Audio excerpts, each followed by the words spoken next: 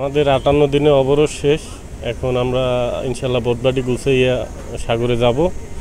যদি মাছ পাই আলহামদুলিল্লাহ ভালো, নাইলে তো আমাদের অনেক সমস্যা। মাছ না পাইলে দেনা টেনা হইয়া বোট নামাইতেছি। তো এখন পরবর্তীতে আল্লাহ পাক জানে কি হয় আর কি। সরকারি আইন অনুযায়ী 58 দিন মাছ ধরার যে নিষেধাজ্ঞা এটি ইতিমধ্যে শেষ হয়ে আসছে। আমরা আমাদের ফিশিং বোর্ডের বিভিন্ন কার্যক্রম সম্পন্নর পথে আমরা ব্যাপক প্রস্তুতি নিচ্ছি, যাতে আমরা এই সামনের মাছ ধরা মৌসুমে আমরা ব্যাপক হারে মাছ ধরতে পারি। এবং আমরা সরকারের কাছেও আশা করি যাতে আমাদের মাছ ধরার ক্ষেত্রে বিভিন্নভাবে আমাদেরকে সহযোগিতা করেন।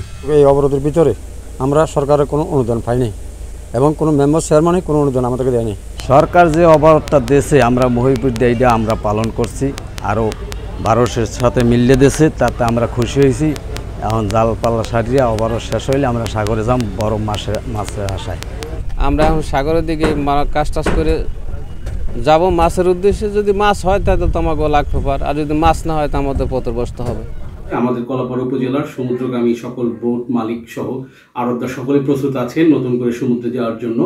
আমরা আশা করছি এবছর যেহেতু আমরা খুব ভালোভাবে এই আইনটা উপজেলা প্রশাসন, বিভিন্ন আইন শৃঙ্খলা বাহিনী সহ সকলকে সাথে নিয়ে খুব ভালোভাবে আমরা প্রতিপালন করতে পেরেছি। আমাদের সামুদ্রিক যে 475 প্রজাতির মাছ আছে সেগুলো খুব ভালোভাবে ডিম দিতে পেরেছে, প্রজনন করতে পেরেছে। এবছর মাছের উৎপাদন বৃদ্ধি পাবে এবং আমরা আশা করছি জেলেদের যে অভিষ্ট লক্ষ্য আমাদের সমুদ্রে যেয়ে বিভিন্ন প্রজাতির মাছ ধরে আনা, সেটা তারা সফল হবে এবং তাদের এই সময় যে আর্থিক যে দৈন্যতা ছিল সেগুলো কেটে যাবে।